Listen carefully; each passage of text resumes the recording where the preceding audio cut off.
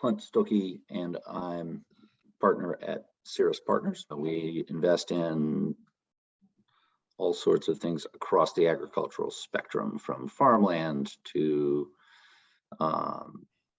greenhouses to hops producing and marketing. So we're based in South Bend, Indiana, in the U.S. Limited partners range from high net worth individuals, and not all fabulously wealthy, but people with some means to invest.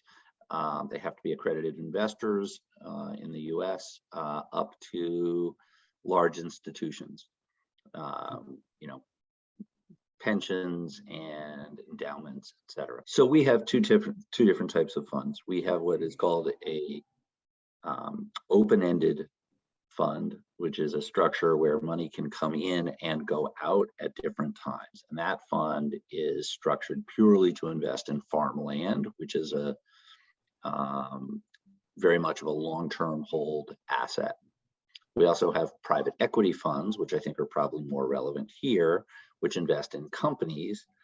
And those are structured where investors make a commitment to provide capital over, say, a 3-year period. And,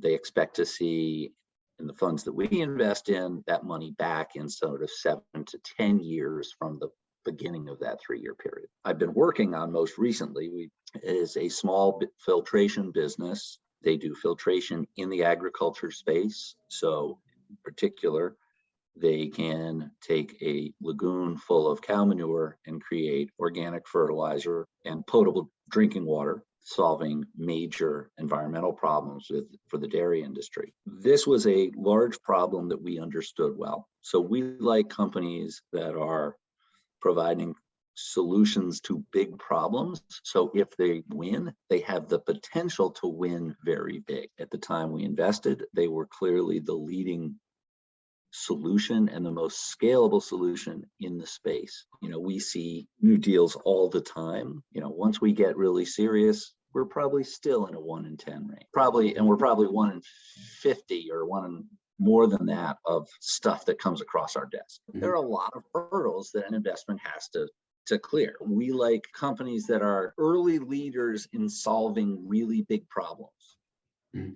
We like businesses that are going to be scalable. You want to be able to scale with a very high return on capital. Even if there's a capital intensity to get started, you want the incremental expansion to have a very high return on invested capital. You need a management team, because no matter how good the idea, you have to build a better mousetrap, and then you have to market it, and then you have to manufacture it efficiently and for low cost, right? And then you have to run all of your finances and everything else in a very efficient way. All of those things have to come into play in order to have a successful startup. Sometimes we make investments where we think it's going to happen and we realize we need to augment management. The filtration company that I talked about, where it really took off, was when we added a second senior executive to support the founder with the skill set that the founder did not have, and became who.